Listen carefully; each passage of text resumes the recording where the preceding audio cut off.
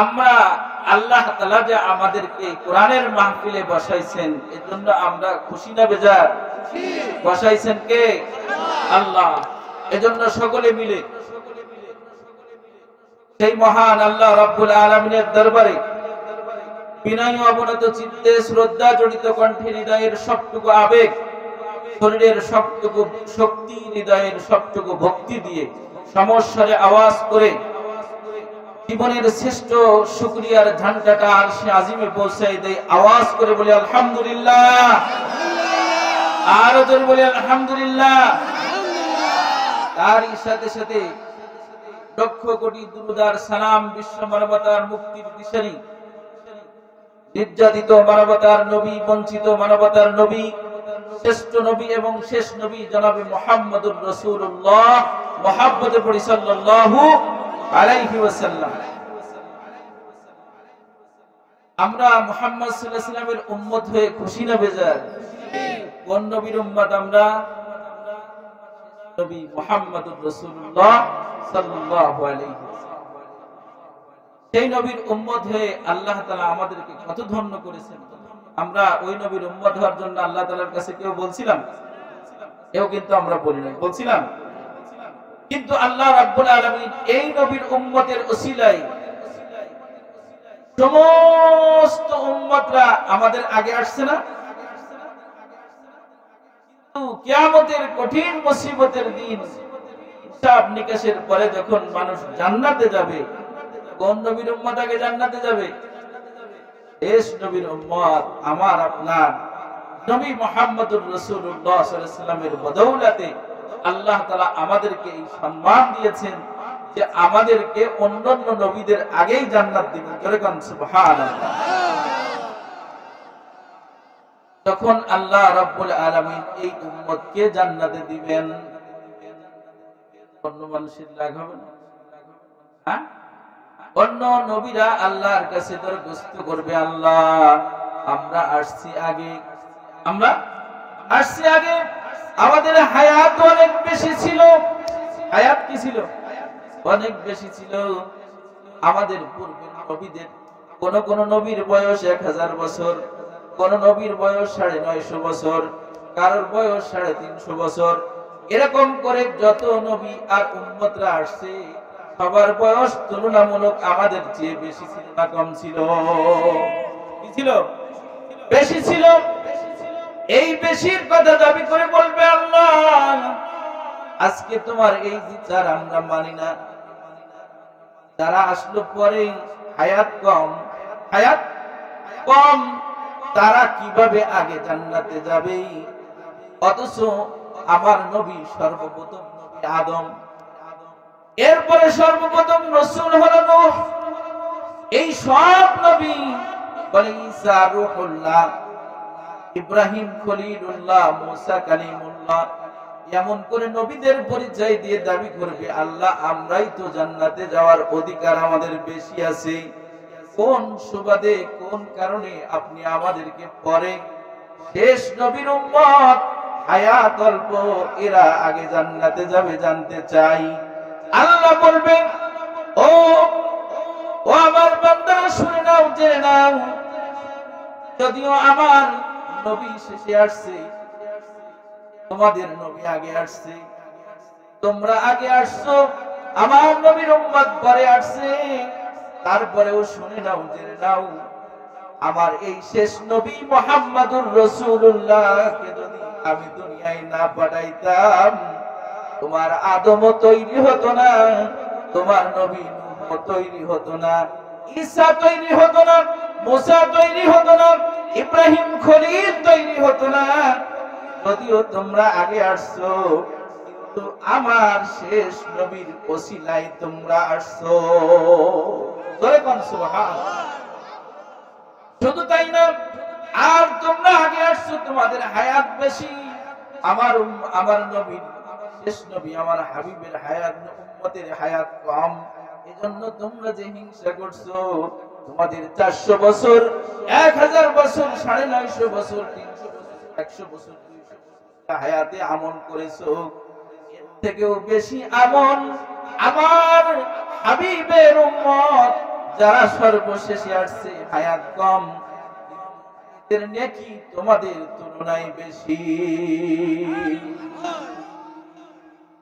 আল্লাহ তা কি করে হয়? হায়াত আমাদের বেশি, হায়াতে আমাদের তুলনায় তাদের হায়াত অনেক কম। আমাদের হায়াত গড় 50 থেকে 60 বছর, 60-65 আছে মানুষ। এই যে গড় একটা আয়ু, এই আয়ুর মধ্যে মানুষ এতদিন বেশি কি করে ইবাদত করে আল্লাহ আমরা বুঝি নাই। বলো, আল্লাহ রাব্বুল আলামিন সেদিন বলবেন, ও ও আমার বান্দারা শুনে নাও, আমার আখিরি জামানার নবী মুহাম্মদুর রাসূলুল্লাহর উম্মত একবার একটা নেক আমল করে, তো আমি আল্লাহ রাব্বুল আলামিন তাদের আমল নামায় একটা নেকির পরিবর্তে বিনিময়ে আমি 10টা নেকি লিখে দেই। আল্লাহ রাব্বুল আলামিন কালামে পাকের মধ্যে ঘোষণা দেন, মান জাআ বিল হাসানাতি ফালাহু আশরু আমসালিহা। আল্লাহ রাব্বুল আলামিন কোরআনে কারীমের মধ্যে নোট করে দিলেন, আমার শেষ নবী আমার হাবিবের নবীর উম্মতের জন্য একটা নেক আমল করলে কমপক্ষে আমি আল্লাহ রাব্বুল আলামিন তাদের আমল নামায় 10টা নেকি দান করি। কয়টা? ফেরেশতারা 10টা নেকির যখন লেখে, আল্লাহ বলে ফেরেশতা ওই একটা নেক আমলের বিনিময়ে 10টা নেকি লিখলে আমি খুশি হই নাই, আমল নামাটা আমার কাছে দিই। তা আল্লাহ রাব্বুল আলামিন আপনার আমার নবীর ওসিলায় আল্লাহ ওই আমল নামায় 10টা নেকির সাথে ওই 10-এর সাথে আরো 70 গুণ করিয়া 7-10 কে কত হয়? 70 আর 10 যদি গুণ দেওয়া হয় হবে 700। কত? 700। আল্লাহ রাব্বুল আলামিন আপনার আমার নবীর ওসিলায় আল্লাহ ওই বান্দার আমল নামায় ওই একটা নেকির বিনিময়ে 10 থেকে 700 গুণ পর্যন্ত বাড়ায়া দেয়। যেরকম সুবহানাল্লাহ। নবীর উম্মত, উম্মত এর একটা বাস্তব প্রমাণ আপনাদের সামনে উঠাই। হযরত সাইয়্যিদুনা ঈসা আলাইহিস সালাম, কি নাম বললাম বলেন? ঈসা আলাইহিস সালাম কখন আসছিল আমাদের নবীর আগে? এই ঈসা আলাইহিস সালাতু ওয়াস সালাম তার নবুয়তের জীবনে তিনি একবার মরুভূমি পাহাড় এলাকা দিয়ে অতিবাহিত করতেছে, পথ চলতেছে। আল্লাহর ইচ্ছায় একটা সাদা পাথর খণ্ড তার সামনে দেখতে পায়। তখন এই পাথর খণ্ডটা দেখছে আশেপাশে যত পাথর আছে তার থেকে কোয়ালিটি ভিন্ন পাথর। পাথর দেখার পরে ঈসা আলাইহিস সালাম পাথরটা দেখে বড় আশ্চর্য হলো। আশ্চর্য হয়ে পাথরটা দেখার জন্য বারবার চতুর্দিক ঘুরে আর পাথরটা বড় পর্যবেক্ষণ করে। আল্লাহ রাব্বুল আলামিন ওই মুহূর্তে ঈসা নবীর কাছে ওহী নাযিল করে আল্লাহ রাব্বুল আলামিন বলে, ঈসা ওই পাথরটা দেখে বড় তুমি আশ্চর্য হয়েছো তাই না? বলে, হ্যাঁ আল্লাহ, বড় আশ্চর্য হয়েছি। আল্লাহ ডাক দিয়ে বলে, ঈসা ও আমার পয়গম্বর, যদি আমি তোমাকে ওর থেকে আরো আশ্চর্য জিনিস দেখাই তুমি কি দেখাই চাও? তাই না? আল্লাহ রাব্বুল আলামিন এই প্রশ্ন করার সাথে সাথে ঈসা আলাইহিস সালাম বললেন যে আল্লাহ, দেখতে বড় আরো ইচ্ছা হচ্ছে, আপনি দেখান পাথরের, এই পাথরের থেকে আশ্চর্য কি আছে? বলে, ঈসা তোমার হাতে যে লাঠি আছে এই লাঠি দিয়ে পাথরে একটা আঘাত করো। আর ঈসা আলাইহিস সালাম আল্লাহর নির্দেশে যখন পাথরের উপরে আঘাত করলো, পাথরের উপরে আঘাত করার সাথে সাথে পাথরের ভিতর থেকে জীবন্ত একজন আল্লাহর বান্দা বের হয়ে আসে। জোরে কান আল্লাহু আকবার। পশমের পোশাক পরিহিত একজন দিব্য জীবিত মানুষ যদি পাথর থেকে বের হয়, আশ্চর্যটা আগের চেয়ে আরো বেশি না কম? জোরে কন, সবাই কয় না, জোরে কন, আশ্চর্য বেশি না কম? এবার ঈসা আলাইহিস সালাম ওই বান্দার কাছে জিজ্ঞাসা করে, হে আল্লাহর বান্দা, আমার সামনে যে দেখতেছি অনেক সুন্দর ফল, ফল ফ্রুট গুলো কোথা থেকে আসছে, এগুলো আমি কি দেখতেছি? বলে, ওগো আল্লাহর নবী, তা ফলগুলা আমার প্রতিদিনের খাদ্য হিসাবে প্রতিদিন আল্লাহ রাব্বুল আলামিন আমার জন্য এটা খাদ্য হিসাবে প্রেরণ করে। এবার ঈসা আলাইহিস সালাম আশ্চর্য হয়ে জিজ্ঞাসা করেন, ওগো আল্লাহর বান্দা, কতদিন পর্যন্ত এই পাথরের মধ্যে অবস্থায় ইবাদত কাটাও? এই আল্লাহর বান্দা বলতেছে, ওগো পয়গম্বর, এক নয় দুই নয়, আমি 400 বছর পর্যন্ত এমন অবস্থায় ইবাদত বন্দেগী পাথরের মধ্যে পাইত হয়েছে। কত বছর? 400 বছর। এবার আল্লাহর কাছে ঈসা আলাইহিস সালাম জিজ্ঞাসা করে, আল্লাহ, আমার কাছে আর আশ্চর্য লাগতেছে আল্লাহ গো, জানতে বড় ইচ্ছা হয়, আল্লাহ তোমার এই বান্দার মতো এত বড় ইবাদতকারী আমি মনে করি দুনিয়ার জমিনে আর কোথাও নাই। আল্লাহ ডাক দিলেন, ঈসা, না, তুমি ভুল বুঝতেছো, তুমি জানো না ঈসা, এই 400 বছর পর্যন্ত যে ব্যক্তিটা পাথরের মধ্যে ইবাদত করে, থেকে এই ব্যক্তির ইবাদত থেকে আরো দামি ইবাদতওয়ালা মানুষ দুনিয়াতে আছে। ঈসা আলাইহিস সালাম বলে, আল্লাহ, তাহলে তো এবার জানতে ইচ্ছা করতেছিস তারা কারা? আর আল্লাহ রাব্বুল আলামিন জানায় দিলেন, ঈসা 400 বছর ইবাদত করে এই ব্যক্তিটা, কিন্তু এই 400 বছর পর্যন্ত ইবাদত করে যত নেকি হয়েছে, ভালো করে শুনে নাও, জেনে নাও, আমার আখিরি জামানার নবী মুহাম্মাদুর রাসূলুল্লাহ সাল্লাল্লাহু আলাইহি ওয়াসাল্লামের উম্মত সবে বরাতে আবান মাসের 14 তারিখ দিবাগত রাত্রটা যদি তার জীবনে পেয়ে যায়, আর ওই রাত্রে ওই বান্দা যদি ইবাদত বন্দেগীতে কাটাইতে পারে, এই ব্যক্তির 400 বছর ইবাদত থেকে আরো উত্তম সওয়াব আমি লিখে দেই। জোরে বলেন আল্লাহু আকবার। কে লিখে দেন? কোন নবীর ওসিলায়? শেষ নবী।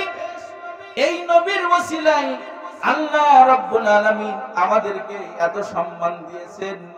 ওই নবীর ভালোবাসা অন্তরে লালন করে যদি কবরে না যাইতে পারি, তাহলে আমাদের মতো কফল পড়া দুনিয়ার জমিনে আর কেউ হতে পারে না। জোরে কোন কথা ঠিক কিনা?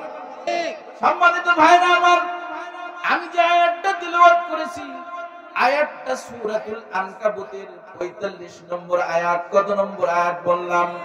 এই 45 নম্বর আয়াতে আল্লাহ রাব্বুল আলামিন আমাদেরকে কি বলেন, কেন এই আয়াতটা আল্লাহ কোরআনে কারীমের আমরা আলোচনা করব ইনশাআল্লাহ। আলোচনার শেষ পর্যন্ত থাকবো যারা যারা হাত তুলে আল্লাহরে দেখাই তারা তারা। লিল্লাহি তাকবীর, নারে তাকবীর, নারে তাকবীর। তোলো তাকবীর ধ্বনি, বলেন তোলো তাকবীর ধ্বনি ধারায় আর একবার, বীর মুসলমান ধরো আল কোরআন, আনো সেই হারানো সম্মান। নারায়ে তাকবীর, সবাই নারায়ে তাকবীর। জাগো আজ গর্জে ওঠো, চলো ভাই ফিলিস্তিন, বলেন চলো ভাই গর্জে ওঠো, চলো যাই ফিলিস্তিন, মাজলুম কাঁদে দেখো নাই রাত নাই দিন, খালিদের তলোয়ার হাতে নাও আরেকবার, ওমরের তলোয়ার হাতে নাও আরেকবার, মুসলিমের ইতিহাস দেখিয়ে দাও ফের একবার, লিল্লাহে তাকবীর। আজ যে সময় আমরা এখানে বসে এই খোলা ময়দানে আসমানের নিচে জমিনের উপরে বসে কোরআনে কারিমের আলোচনা শুনতেছি, এই মুহূর্তে ফিলিস্তিনের নির্যাতিত মুসলমানরা তাদের দেহগুলা এবং তাদের বাপড়ির তুল্য ছোট ছোট মাসুম বাচ্চারা তাদের আত্মনাদ, মা হারা শিশুদের আত্মনাদ, সন্তান হারা মায়ের আত্মচিৎকারে পৃথিবীর আকাশ বাতাস ভারী হয়ে উঠেছে। জোরে বলেন কথা ঠিক কিনা? শুধু এক নয়, দুই নয়, 70 থেকে 75 বছর পর্যন্ত, 70 থেকে 75 বছর পর্যন্ত ফিলিস্তিনের বুকে মুসলমানদেরকে এভাবেই নির্যাতন করা হচ্ছে। জোরে বলেন কথা ঠিক কিনা? আমাদের মুসলমান ভাইদেরকে হত্যা করেছে, মুসলমান বামুনদের ইজ্জত লুণ্ঠন করা হয়েছে, শিশু গোলাপের পাপড়ি তুল্য মাসুম বাচ্চাদেরকে অঙ্গ প্রত্যঙ্গ গুলা খণ্ড বিখণ্ডিত করা হয়েছে। সেই খণ্ড বিখণ্ডিত অঙ্গ প্রত্যঙ্গ গুলা একজন পিতা, সন্তান হারা পিতা তার ওই সন্তানের অঙ্গ প্রত্যঙ্গ গুলো পুড়িয়ে কাফনের কাপড়ে জড়িয়ে বুকে আর মুখে চুমা খায়, আর তাদের আত্মচিৎকারে পৃথিবী স্তম্ভিত এবং স্থগিত হয়েছে। জোরে কোন কথা ঠিক কিনা? আজ মুসলমান জাগতে হবে, ঘুমানোর আর টাইম নাই। কিন্তু এমন এক যুগ গেছে যে আজ তাদেরকে ধন্যবাদ জানাই, সাধুবাদ জানাই, আর তাদের জন্য দোয়া করি যে ফিলিস্তিনের মুসলমানদেরকে হেফাজতকারী সংগঠন এবং ফিলিস্তিনের মসজিদে আকসার হেফাজতকারী সংগঠন হামাসের নেতৃত্বে মাত্র 25 মিনিটের হামলা করে 25 মিনিটের অভিযানে তাদের এরকম বলা হয়েছে যে আয়রন ডনের চক্ষুকে ফাঁকি দিয়ে একবার গভীর ফিলিস্তিনের ঘাঁটিতে প্রবেশ করে হামাসের নেতৃত্বে 25 মিনিটের হামলায় পৃথিবীর সমস্ত কুফর শক্তিকে কম্পন ধরিয়ে দিয়েছে। জোরে কোন কথা ঠিক কিনা? আর সাথে সাথে যখন হামাসের এই নেতৃত্বে 25 মিনিটের হামলা হলো, সাথে সাথে আমেরিকার প্রেসিডেন্ট জো বাইডেন তখন ফিলিস্তিন এরকম সরাসরি ইসরায়েলের পক্ষ নিয়ে বিবৃতি দিতে বাধ্য হলো। পৃথিবীর সকল কুফরি শক্তিগুলা একমত পোষণ করেছে, নিজেরাই বিবৃতি দিল, সব ঐক্যবদ্ধ হয়েছে মুসলমানদের বিরুদ্ধে। আর মুসলমান পৃথিবীর বুকে প্রায় 52টা মুসলিম কান্ট্রির এই মুসলিম রাষ্ট্রনায়কগুলা একটা বারের জন্য মুসলমান ফিলিস্তিনের নির্যাতিত মুসলমানদের পক্ষ নিয়ে একটা বিবৃতি দিতে সক্ষম হয়নি। জোরে কোন কথা ঠিক কিনা? কারণ কেন দেয়নি? কারণ অধিকাংশ মুসলিম রাষ্ট্রের রাষ্ট্রনায়কগুলা বিশুদ্ধ মুনাফিক। বিশুদ্ধ কি? মুনাফিক এবং গাদ্দার। যদি আজকে একজন এই 52টা মুসলিম রাষ্ট্রের একজন রাষ্ট্রনায়ক যদি সালাউদ্দিন আইয়ুবীর মতো হুঙ্কার দিত আর ফিলিস্তিনের নির্যাতিত মুসলমানদেরকে এই সমস্ত খোদাদ্রোহী এবং বেয়াদব এবং এ সমস্ত নাস্তিক মুরতাদ এবং বিজাতিদের কবল থেকে মুসলমানদেরকে হেফাজত করার জন্য একটা রাষ্ট্রনায়ক যদি একটা হুঙ্কার দিত, নারায়ে তাকবীর আল্লাহু আকবারের স্লোগান দিয়ে, অবশ্যই ফিলিস্তিন বিজয় হয়ে যেত। জোরে কোন কথা ঠিক কিনা? কিন্তু আজও পর্যন্ত 52টা মুসলিম রাষ্ট্রের কোন রাষ্ট্রনায়ক একসাথে গোল টেবিলে বসে এই বিবৃতি দিতে এখনো সক্ষম হয়নি। জোরে কোন কথা ঠিক কিনা? যদি এই বিবৃতি দিত, 24 ঘন্টার মধ্যে যদি আল্টিমেটাম দিত, 52টা মুসলিম রাষ্ট্রের রাষ্ট্রনায়কগুলো এক বৈঠকে বসে যে শুনে রাখো খ্রিস্টান জাতিরা বিজাতিরা শুনে রাখো, যদি আর একটা গুলি আমার মুসলমান ফিলিস্তিনের মুসলমানের দেহে প্রবেশ করে, যদি আর একটা নারীর ইজ্জত লুণ্ঠন করা হয়, যদি আর একটা শিশু মাসুম বাচ্চার জীবন নেওয়া হয়, জীবন হরণ করা হয়, তাহলে পৃথিবীর বুকে 200 কোটি মুসলমান একসাথে ফিলিস্তিন হামলা করে পৃথিবীর মানচিত্র থেকে ইসরায়েলের নাম নিশানা মুছে দেওয়া হবে। 24 ঘন্টা লাগতো না। এই 200 কোটি যদি জামাতে পুশআপ করে দিত, ফিলিস্তিন মাত্র, ইসরায়েল মাত্র পৃথিবীতে 1.5 কোটি। কয় কোটি? 1.5 কোটি। আর মুসলমান 200 কোটি। এরা যদি জামাতে দাঁড়ায় পুশআপ করে দেয়, তাহলে ও ভেসে যাওয়ার কথা না? কারণটা কোথায়? আজ এই ব্যথাকে অন্তরে লালন করা দরকার মুসলমান। আজ বাংলার জমিনে আরামে ঘুমাচ্ছি, খাচ্ছি, ঘুরে বেড়াচ্ছি, তাই না? একজন নির্যাতিত নারী, গভীর মনোযোগ, এদিক খেয়াল করে, একজন নির্যাতিত নারী সুদূর সিন্ধুর কারাগার থেকে একটা চিঠি লিখেছিল তৎকালীন যুগের একজন রাষ্ট্রনায়কের কাছে। তার নাম হাজ্জাজ বিন ইউসুফ। হাজ্জাজ বিন ইউসুফের কাছে ওই নির্যাতিত নারী সে একটা চিঠি লিখেছিল।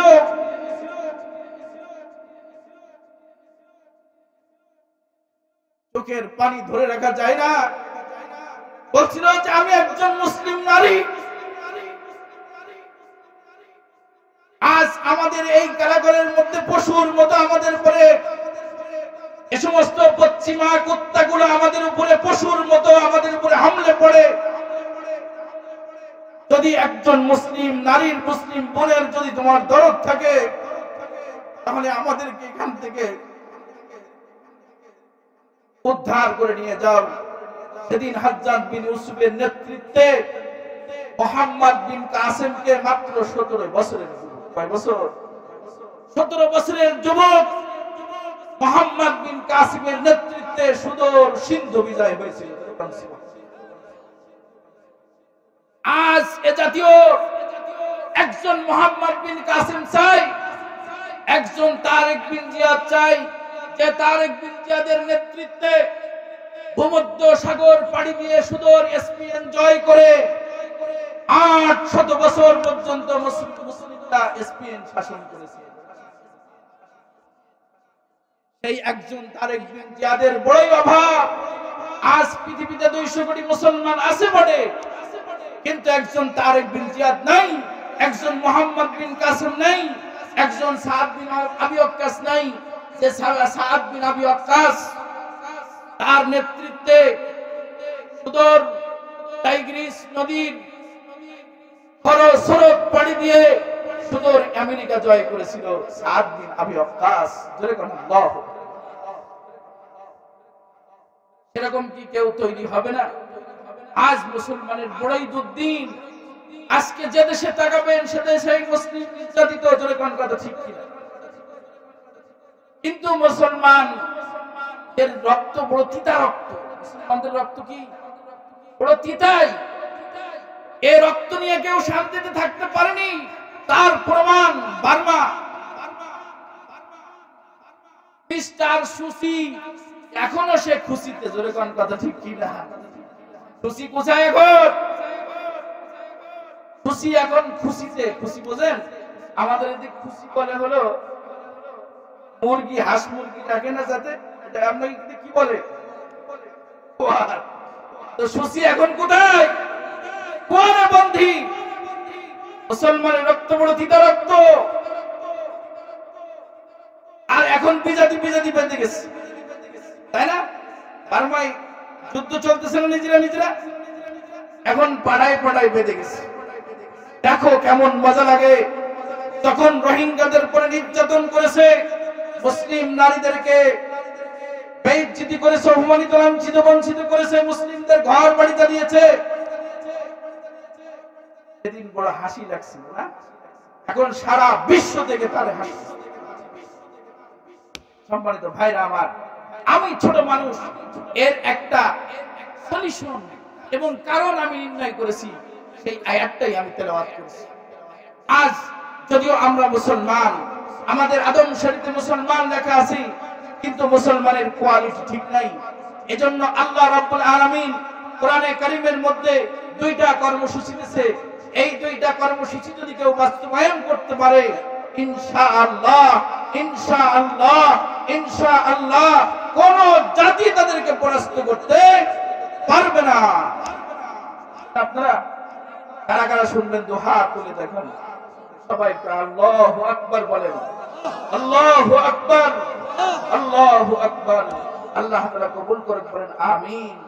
সম্মানিত ভাইরা আমার, তার এক নম্বর কারণ হলো মুসলমান কোরআন থেকে দূরে। মুসলমান কোরআনের সাথে কোনো সম্পর্ক নাই। আর দুই নম্বর কর্মসূচি হলো মুসলমান বেনামাজি।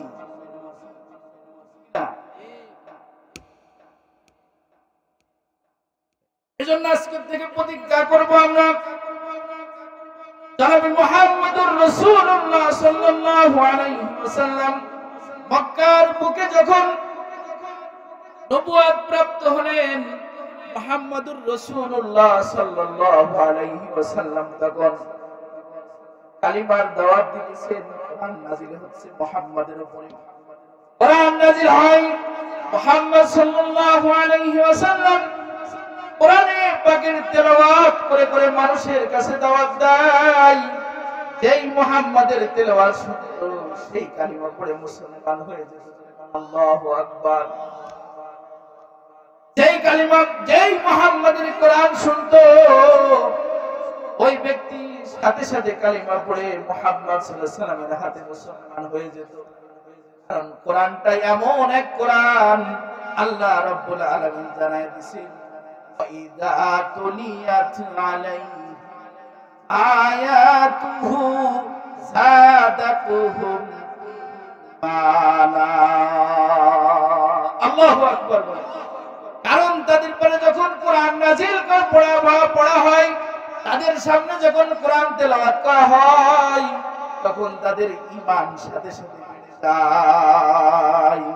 এজন্য পৃথিবীর বুকে আসমানি গ্রন্থে যত কিতাব এসেছে, আল্লাহ রাব্বুল আলামিন আপনার আমার নবীর পরে যে কিতাবটা নাযিল করেছেন কোরআন, এই কোরআন পড়া শুনে মানুষ যত ইসলাম ধর্ম গ্রহণ করেছে, আসমানি কিতাব আর একটাও শুনে একজন মানুষ মুসলমান হয়নি।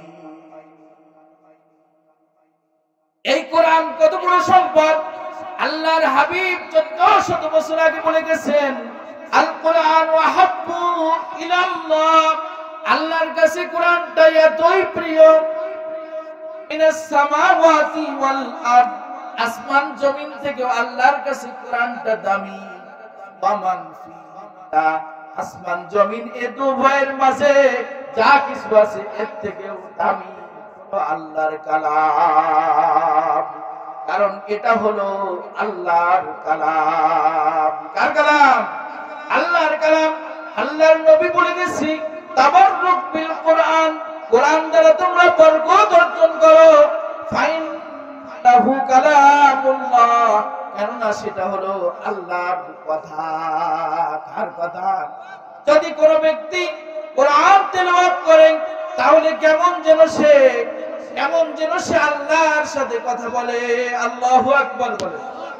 কার সাথে কথা বলে? আল্লাহর সাথে কথা বলে। এজন্য আল্লাহ রাসূল বলে, তাবাররুক বিল কোরআন, কোরআন দ্বারা বরকত অর্জন করো।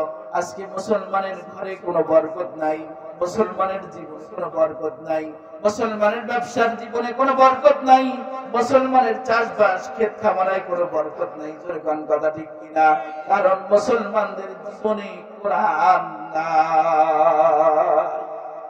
কোরআন নাই যার, বরকত নাই তার। কারণ কোরআন এমন একটা কিতাব, যে কিতাব দেখলে উনি হয়, যে কিতাব পড়লে উনি হয়, যে কিতাব মুখস্থ করলে উনি হয়।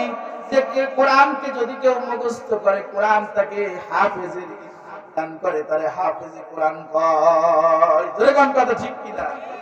আল্লাহ রাব্বুল আলামিন এই কোরআন নাযিল করেছেন এর জন্য, কিতাবুন আনজালনাহু ইলাইকা লিতুখরিজান الناس من الظلمات إلى النور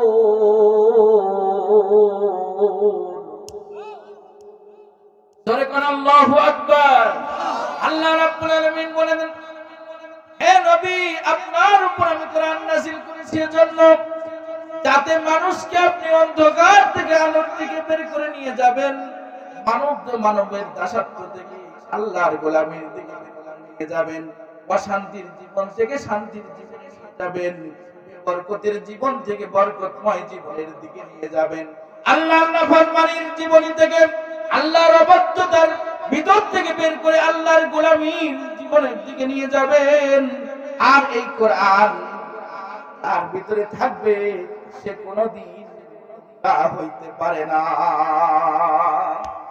কারণ এই কোরআনের শিক্ষা এজন্য বিজাতিরা যুগে যুগে এরা মাদ্রাসার বিরুদ্ধে এরা চায় দুনিয়ায় যেন মাদ্রাসা না হইতে পারে আলেম যেন না বের হতে পারে কোরআন যেন মুসলমান না শিখতে পারে এজন্য শিক্ষা সিলেবাসের মধ্যেও কিন্তু কৌশল করে ঢুকাই দিয়েছে বলে কোন কথা ঠিক কিনা শিক্ষা ব্যবস্থা এই 95 ভাগ মুসলিম কান্ট্রিতে বাংলাদেশে শাহজালালের এই বাংলাদেশে এমন শিক্ষা ব্যবস্থা মুসলমান কোনোদিনও মেনে নিতে পারে না যদি কোন কথা ঠিক কিনা আমরা মুসলমান আমরা আমাদের ধর্ম ইসলাম আমাদের ধর্ম গ্রহণ তো কোরআন আমাদের নবী হলো বিশ্ব নবী মুহাম্মদ রাসূলুল্লাহ আমরা এই নাস্তিকতাবাদ এই বিজাতীয় শিক্ষা সিলেবাস কোনদিন কোন মুসলমান মেনে নিতে পারে না এরকম কথা ঠিক কিনা নাস্তিক মুরতাদরা এক এক ষড়যন্ত্র এক এক সময় লাগায় কিছুদিন আগে শুরু হলো কি এই যে গত জানুয়ারির 28 তারিখ এই কুমিল্লার একটা মেডিকেল কলেজে মুসলিম নারীদের ওড়না এবং হিজাব নিয়ে টানাটানি শুরু হয়েছে দেখেন না আপনারা টানাটানি করছে শুধু এই ওড়না আর হিজাব নিয়ে টানাটানি করে নাই এরা গোটা বিশ্বের মুসলমান বাংলার জমিনের প্রত্যেক মুসলমানের ঈমান নিয়ে টানাটানি শুরু করেছে ট্রান্সজেন্ডার চালু কি ট্রান্সজেন্ডার এটা একটা কুফরি মতবাদ কি মতবাদ কুফরি মতবাদ কারণ এটা দ্বারা তারা সবথেকে পৃথিবীর বুকে জমিনের উপরে আসমানের নিচে সবথেকে ঘৃণিত গুনাহ হলো সমকামিতা জোরে কোন কথা ঠিক কিনা এই চক্রান্তে মুসলমানদের ঈমান বিধ্বংসী এই চক্রান্ত করে মুসলমানদের মধ্যে ঈমান বিধ্বংস করে তাদের মধ্যে এই সমকামিতার মতো অপকর্ম তারা চালু করতে চায় জোরে কোন কথা ঠিক কিনা আর তারা কি বলে বড় বড় চেয়ারে বসে লম্বা লম্বা গল্প দেয় যে যারা ট্রান্সজেন্ডারের আইন মানতে চায় না যারা সমকামিতার আইন মানতে চায় না কোরআনের আইন জমিনে বাস্তবায়ন করতে চায়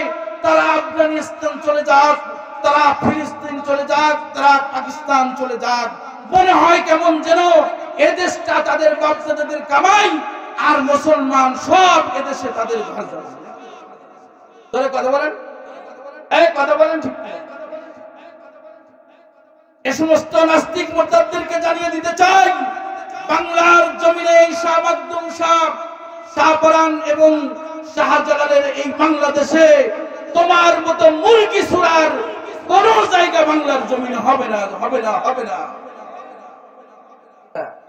আমরা বলতে চাই এই মুসলিম কান্ট্রিতে 95% মুসলমানের দেশে সেখানে লক্ষ মসজিদে আল্লাহু আকবারের ধ্বনি দেওয়া হয় লক্ষ মসজিদের সংলগ্ন মসজিদে মক্তবে ছেলেরা কোরআনে কারিমের তেলাওয়াত করে যে বাংলার জমিনের বুক ছিঁড়ে লক্ষ লক্ষ কোরআনের হাফেজের মাদ্রাসা হেফজখানা আছে যে বাংলার জমিনে লক্ষ লক্ষ হাফেজে কোরআন যে বাংলার জমিনে এটাই প্রমাণ করে যেটা মুসলিম কান্ট্রি যেখানে তাফসীর মাহফিলের কোরআনের ওসিলায় নাম শুনলে লক্ষ মানুষ জমায়েত হয় ঠান্ডা গরম সব উপেক্ষা করে কোরআনের চাতক পাখির মতো চেয়ে থাকে কোরআনের আলোচনাগুলো শুনতে থাকে এ দ্বারা প্রমাণিত হয় এদেশটা মুসলিম কান্ট্রি জোরে কোন কথা ঠিক কিনা এই মুসলিম কান্ট্রিতে আল্লাহর বান্দারা যে জমিনে বাস করবে এখানে আল্লাহর হুকুমই বাস্তবায়ন হবে তোমার যদি ভালো না লাগে তুমি বর্ডার পাস হয়ে ইন্ডিয়ায় চলে যাও দাদা বাবুর দেশে। জোরে কোন কথা ঠিক কিনা?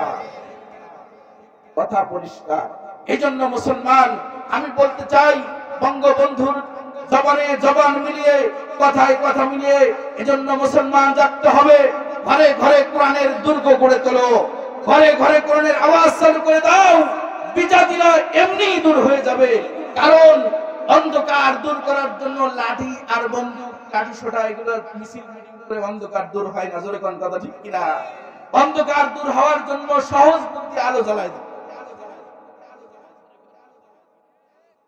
আলো জ্বালাইলে এমনি অন্ধকার চলে যাবে। এটা আমাদের সোনালী ইতিহাস।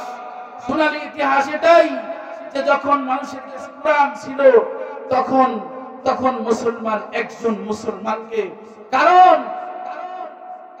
এই বিজাতিরা সব ঐক্যবদ্ধ হয়েছে কিনা জানেন? 25 মিনিটের হামলায় সারা বিশ্বের কুকুর শক্তি সব এক হয়েছে। এজন্যই, কারণ ওরা জানে যে মুসলমান সিংহের জাত। এই 25 মিনিটের হামলা, হামাসের 25 মিনিটের হামলা যেদিন 25 দিনে রূপান্তরিত হবে, সেদিন আর পৃথিবীর মানচিত্রে ইসরায়েলের কোন নাম নিশানা খুঁজে পাওয়া যাবে না। তারা জানে, এজন্য তারা ভীত। এজন্য মুসলমান আজকে থেকে যারা কোরআন পড়তে জানি, কোরআন পড়বো ইনশাআল্লাহ, হাত তুলে দেখাই, লাভ কি হবে?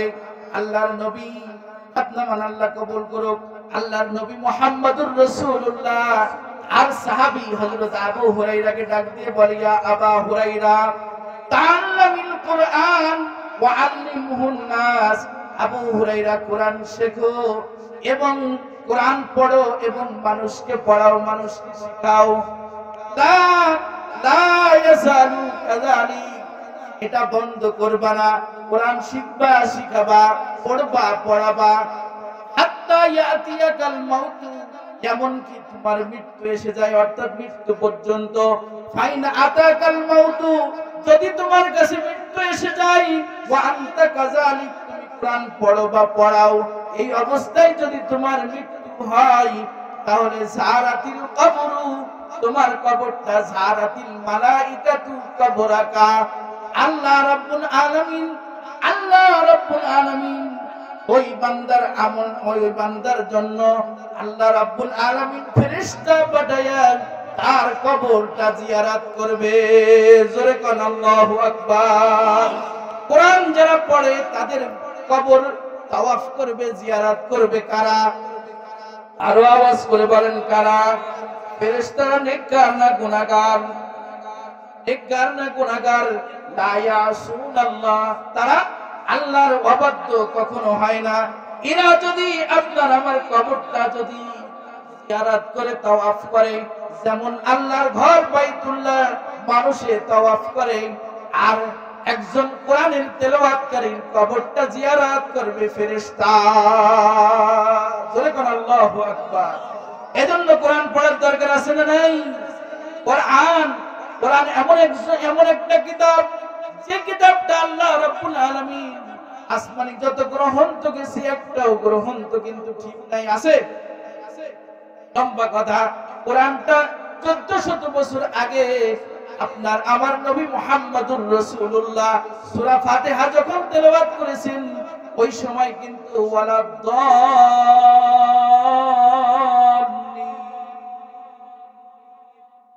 এরকম 4 আলিফ, শেষে 3 আলিফ টান দিছে। আল্লাহর নবী যেভাবে যেখানে মুয়াত করে পড়েছেন, যেখানে টেনে পড়েছেন, এই 1500 বছর পরেও কোরআনের সেই জায়গায় সেভাবেই টান দিয়ে মুসলমান পড়ে। একটা টানেরও ব্যবধান হয়নি, কারণ কোরআন হেফাজতের দায়িত্ব কিনেছে। ইন্না নাহনু নাযালনা যিকরা ওয়া ইন্না লাহু লাহাফিজুন। জোরে কোন আল্লাহু আকবার। কারণ কোরআন ধ্বংস হবে না। এজন্য কোরআন আমরা জীবনের সাথে লাগাবো। তো পড়তে যারা পারি তারা পড়বো, যারা পড়তে পারি না তাদের একটা আমল শিখিয়ে দেব। আল্লাহর ওলি হযরত ইমাম গাযালি রাহমাতুল্লাহ আলাইহি, কার নাম বললাম? ইমাম গাযালি রাহমাতুল্লাহ আলাইহি একদিন রাতে স্বপ্ন যোগে দেখে আল্লাহ রাব্বুল আলামিনের পক্ষ থেকে গাজালিকে নির্দেশ করে, ইমাম গাজালি ঘুম থেকে জাগ্রত হও, অমুক গ্রামে একজন আল্লাহর বান্দা মারা গেছে, ওই আল্লাহর বান্দার কাফন দাফন এবং গোসলের ব্যবস্থা তুমি করে আসবা। এই নির্দেশ পেয়ে ইমাম গাজালি ঘুম থেকে জাগ্রত হয়ে ওই এলাকার ঠিকানা নিয়ে মানুষের কাছে জানতে জানতে ওই এলাকার কাছে পৌঁছে গেছে। এই খোঁজ নিছে, বলে হ্যাঁ সত্যি একজন ব্যক্তি আমাদের গ্রামে মারা গেছে। ওই বাড়িতে যে দেখে যে আসলেই মারা গেছে, কিন্তু তার গোসল কাফন দাফনের কোনো মানুষ নাই। ইমাম গাজালি নিজেই গোসল দিলেন, কারণ নির্দেশ আল্লাহর পক্ষ থেকে গায়েবী স্বপ্নের মধ্যে আওয়াজ হয়েছে, আল্লাহ রাব্বুল আলামিন নির্দেশ। ইমাম গাজালি সংক্ষেপ করে বলছি বাজান ভাইরা আমার, গভীর মনোযোগ দিবেন। এই গোসল আর কাফন দাফন করার পর যখন তিনি কাফন পরানোর পরে দাফন করার জন্য কবরে নামবে, এমন সময় কবরের ভিতর যখন নামাচ্ছে, কবর থেকে জান্নাতের ঘ্রাণ পাওয়া যায়। জোরে বলেন আল্লাহু আকবার। কি পাওয়া যায়? জান্নাতের ঘ্রাণ যে কবর থেকে পাওয়া যায়, ওই ব্যক্তির আর কোনোদিন আযাব হবে? ইমাম গাজালির কাছে কৌতূহল জাগলো, এর রহস্য জানতে হবে, বের করতে হবে। এই মানুষটা কি আমল করত, কেমন বুজুর্গ ছিল জানতে হবে। দাফন কার্য শেষ করে ইমাম গাজালি তার বাড়িতে যে আর স্ত্রীর কাছে পর্দার আড়াল থেকে বলতেছে, মাগো তোমার স্বামী সম্পর্কে একটা জিনিস আমার জানতে বড় মনে চাই। মাগো আমি অমুক গ্রাম থেকে এখানে আসছি, তোমার স্বামীর দাফন কাফন আর গোসলের জন্য নির্দেশ করা হয়েছে স্বপ্নের মধ্যে। নিশ্চয়ই তোমার স্বামী কোনো বুজুর্গ মানুষ ছিল, বড় আল্লাহওয়ালা ছিল। কি আমল করতো মাগো? আজকে আমার সাথে সেই কথাটা বলতে হবে, যেহেতু তিনি মারা গেছে, এজন্য তার গোপন আমলটাও আজকে প্রকাশ করা যাবে। এবার ইমাম গাজালির এই প্রশ্নে, এই দাবি করার সাথে এবার ওই মৃত্যু ব্যক্তির স্ত্রী পর্দার আড়াল থেকে বলতেছে, হুজুর আপনি হয়তো ভুল বুঝতেছেন, ভুল করতেছেন, কারণ আমার স্বামী একদম লেখাপড়া জানতো না, মূর্খ মানুষ। এমন কোন অতিরিক্ত কোন আমলও তার আমি দেখি নাই। একটা আমল সে করত, সেটা হলো সকাল সন্ধ্যা আল্লাহর কোরআন, আল্লাহর কালাম কোরআন নিয়ে সে বসতো। আর নিজে পড়তে পারতো না, কি পড়তে পারতো না, কিন্তু প্রতিটা পৃষ্ঠা মেলাতো, প্রতিটা পৃষ্ঠা উল্টায় উল্টায় প্রতিটা লাইনে হাত ঘোরাতো আর বলতো, হাযা কালামুল্লাহ। জোরে বলেন আল্লাহু আকবার। বলে এটা আল্লাহ তোমার কালাম, এটা আমার আল্লাহর কালাম, এটা আমার আল্লাহর কালাম কয়ে কয়ে হাতে হাতে ঘুরাইতো। ইমাম গাজালি বলে, মাগো এবার আমি বুঝে ফেলাইছি, আর তোমাকে বলতে হবে না, কারণ এই আমলের বদৌলতে আল্লাহ তারে দুনিয়া থেকে জান্নাতি বানায় এনেছে। জোরে বলেন আল্লাহু আকবার। আয়রা আমার, কারা কারা কোরআন পড়তে জানি না, লজ্জা কেউ পাবেন না। আমল তো শিখাই দিলাম, মুখস্থ না থাকে, পড়তে না পারলেও দেখে দেখে যদি হাত ঘুরায় আর মহব্বত রাখে, আল্লাহ পড়ার মতো নেকি আল্লাহ দিয়ে দেয়। পারবো না? কারা কারা কোরআন পড়তে জানি না দেখেন, দেখেন। আয় আল্লাহ, আয় আল্লাহ, আল্লাহ তোমার এই বান্দা কোরআন পড়া শিখতে পারে নাই, আল্লাহ যারা শিখতে পারে নাই এদের শেখা তৌফিক দান। হাত নামান, আল্লাহ এদেরকে পড়ার তৌফিক দান। যদি পড়া শিখতে না পারে, তবু এদেরকে কোরআনটা নিয়ে প্রতিদিন সকাল সন্ধ্যা বসার তৌফিক দান। তারা যেন বসে বসে তোমার কালাম আয়ের উপর দিয়ে আঙ্গুল ঘোরাইতে পারে, এরকম নিয়াত করতে পারি। কারা কারা দুই হাত তুলে দেখান। ভাইরা যদি কোরআন পড়ে, আল্লাহ মনে হয় নেকি দেয় না? দেবে? হ্যাঁ দেবে? পড়লেও দেয়, ওরা পড়ে না। তাও ওকে চশমা দিয়ে চাচার বয়স 65, কাম নেই, সকাল সন্ধ্যা একটা যুবক এরকম দেখা যায় না। আমার মনে হয় যুবক সব হয় না, এই জন্য আর পড়ে না। এরকম নাকি কোন মশলা আছে না? এরকম কোন হাদিস আছে না? আমি তো জানি না। মুরব্বীরা জিকির করলে নেকি হয়, জওয়ানরা জিকির করলে নেকি হয় না। এজন্য ওরা জিকির করে। পারে না, তাহলে হবে তো নাকি? হবে না? অবশ্যই হবে। যুবক ভাইরা, তোমরাও নিয়ত করো কোরআন পড়া শিখে ফেলবা। নিয়ত করো ইনশাআল্লাহ।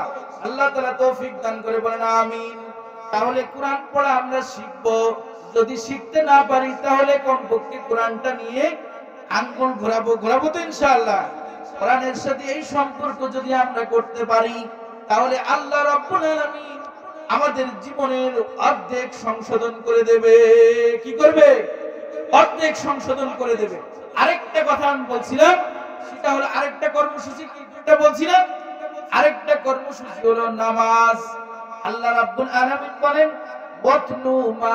উতলু মা উহিয়া ইলাইকা মিনাল কিতাব।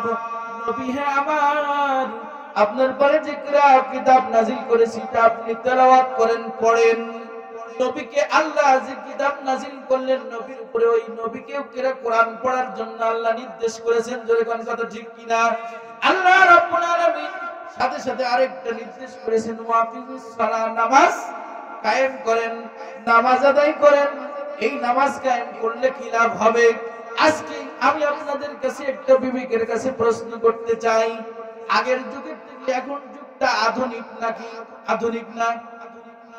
আধুনিক যুগে আগে কারেন্ট ছিল না, এখন কারেন্ট আছে। কারেন্ট থাকার পরেও কিন্তু এসি আছে, আছে না? এসি আছে, টাইলস আছে, আছে না?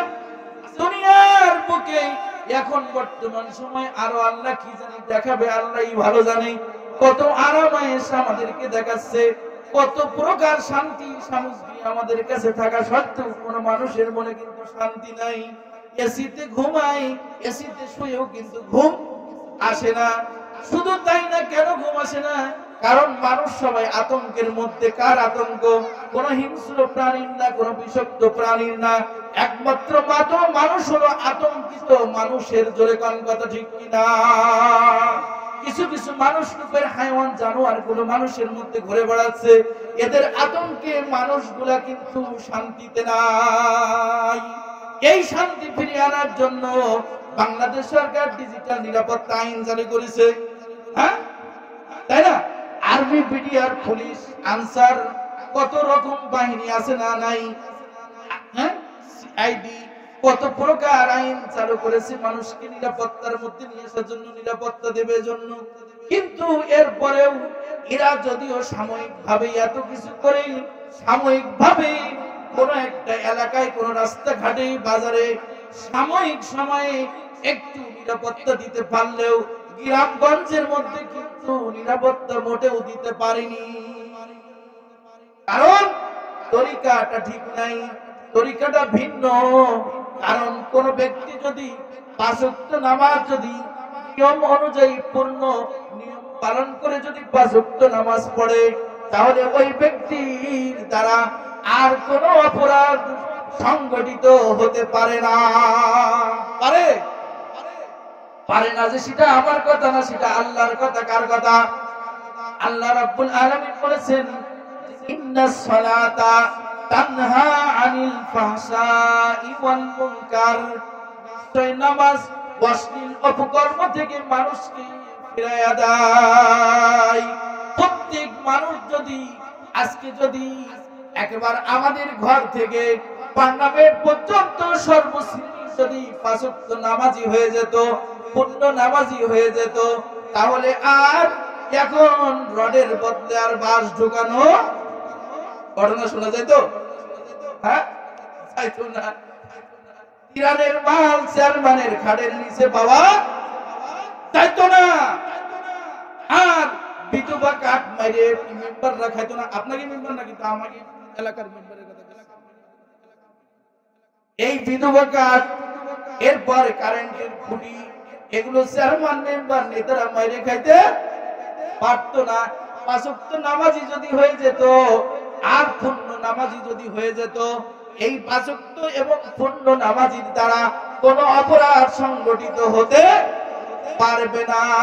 এখন প্রশ্ন হলো, হুজুর এই চাচার দেখি ২০ বছর নামাজ পড়ে, আমার আব্বা ৫০ বছর নামাজ পড়ে, কিন্তু আগেও যায় এখনো তা। কথা ঠিক আছে না নাই? এবার আপনাদের কাছে প্রশ্ন করি, আপনারা কি মাছি চেনেন? মাছি, মাছি চেনেন? এরকম মাছি আছে, মৌমাছি, আর একটা হলো মাছি। কি কয় আপনাদের, কি বলে এটা? করে গুইয়ে মাছি। মৌমাছি ভালো ভালো ফুলে বসে মধু আহরণ করে, আর গুই মাছির কাম কি সেটা তো আপনারা ভালো জানেন। জোরে কোন কথা ঠিক কিনা? এই গুই মাছি কিন্তু শুধু পায়খানায় বসে না, এ কিন্তু আপনি বাড়িতে বাজার থেকে চান্দের চর বাজার থেকে কাঁঠাল কিনছেন 100 টাকা দিয়ে, ওরে কিন্তু আসার সময় আপনি বলেন নাই যে তুই যাস আমি কাঁঠাল নিয়ে আসি। মাছির বলা লাগে? আম একটা গাছের থেকে পাড়ছেন, বাজার থেকে কিনে আনছেন, ওই আম শুনে কিন্তু ওরে টেলিফোন করেন নাই যে মাছি ভাই আম শুনেছি আয়, বলে কেউ? কিন্তু দেখা যায় ও হাজির। তোর এখন কথা ঠিক না? আমের খোলা একটা শুনছেন, ওই খোলার পরে ও বসে গেছে, এ পাশে আপনি খাচ্ছেন, ও পাশে ও খাচ্ছে। এরে কয় গুই মাছি। গুই মাছি না না, এখানে এখানেও আছে, ওখানেও আছে, ভালোই আছে, মন্দই আছে। এই আমাদের সমাজে মুসলমান আছে কিছু গুই মাছি মার্কা মুসলমান। এরা হারামেও আছে, হালালেও আছে, নামাজেও আছে, সুদে আছে, ঘুষে আছে, বিরাগে আছে। জোরে কোন কথা ঠিক কিনা? আছে না নাই? এই গুই মাছি মার্কা যদি মুসল্লি হয়, ও কিন্তু গুনাহ থেকে বাঁচাবে না। বাঁচাবে না। কারণ এখন আমাদের সমাজে সব নামাজি হলো, জোহর গেল কাজে কর্মে, আসর মাগরিব হলো না, গেল খাইতে যাইতে, ফজরে আর ওঠা হলো না। এরকম মুসল্লি না সব? বাংলাদেশের মুসল্লি সব এরকম না? আর কিছু কিছু আছে 5 শ্রেণীর মুসল্লি। আমি মানে সিরিয়াল দেই, সংক্ষেপে বলে দেব। 1 নম্বর হলো রেগুলারলি। কোন রেগুলারলি মানে কি? সব সময় পড়ে। ও ঝড়েও আছে আর ছাড়াও আছে, রাতেও আছে, দিনেও আছে। ও তারাবি 20 রাকাতেও আছে, 4 রাকাতেও আছে। হ্যাঁ, এটারে কি কয়? রেগুলারলি। 2 নম্বর হলো শুকুর আলী। সারা সপ্তাহে না গেলি, শুক্রবারে হাজির হলি, এইটার নাম হলো শুকুর আলী। খালি শুক্রবারে যায় ও, তাড়াতাড়ি করে। ওর পা হলো সাইজ 5 নম্বর, ও জুতা একটা পায়ে দিয়েছে 7 নম্বর, পাই দিয়ে দৌড়ে যেতে জুতা এমনি খুলে ঘটনাটা কি? হাত দিক থেকে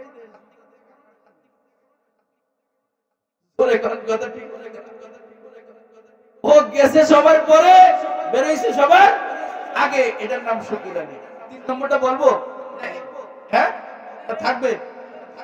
3 নম্বরটা হলো, 1 নম্বর হলো রেগুলারলি, 2 নম্বর শুকুর আলী, আর 3 নম্বরটা হলো রমজান আলী। আর বছর খোঁজ নাই, রমজান মাসে হাজির, মাথায় দিয়ে আচ্ছা আজকে কয়টা হলো তোমার? ও কিন্তু রোজা না।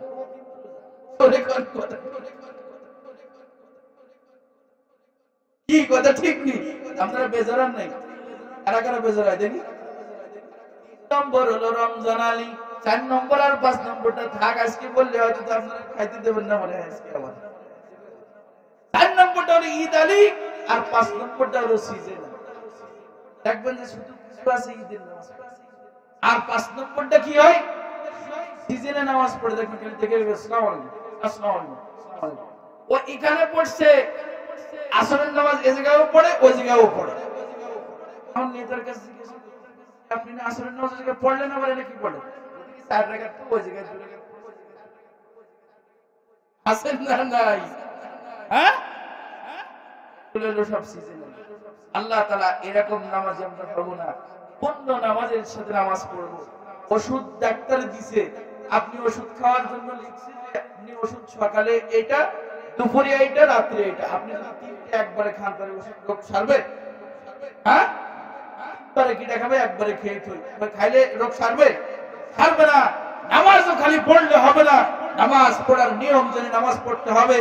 এর জন্য কিন্তু ঔষধের দোষ না, ঔষধ আপনি সেবন ভিন্ন, আপনি পদ্ধতি ভিন্ন করেছেন, এর জন্য ঔষধের দোষ। রোগ না সারলে তাহলে নামাজের তো কোনো দোষ না, আমাদের পদ্ধতি ভিন্ন হয়ে যাচ্ছে, এজন্য আমাদের নামাজ গুনাহ থেকে বাঁচাচ্ছে না। আল্লাহ তাআলা আমাদের তৌফিক দান করুক, সুন্দর এবং পূর্ণ নামাজ আদায় করে গুনাহমুক্ত জীবন যাপন করার তৌফিক দান করুক। দুইটা কর্মসূচির এক নম্বর কি বললাম বলেন তো? কোরআন, কি কোরআন শিখবো এবং কোরআন পড়বো। পড়তে যদি না পারি তাহলে কমপক্ষে কোরআন পড়ে দেখবো তো খুলে। আর দুই নম্বর, পাঁচ ওয়াক্ত নামাজ আমরা আদায় করব। এই দুইটা জিনিস যদি আমার আপনার জীবনে বাস্তবায়ন করতে পারি, মানব সংশোধন হয়ে যাবে, এতে কোনো সন্দেহ নেই। আল্লাহ রাব্বুল আলামিন আমাদেরকে তৌফিক দান করুক। ওয়া আখিরু দাওয়ানা আলহামদুলিল্লাহি রাব্বিল আলামিন।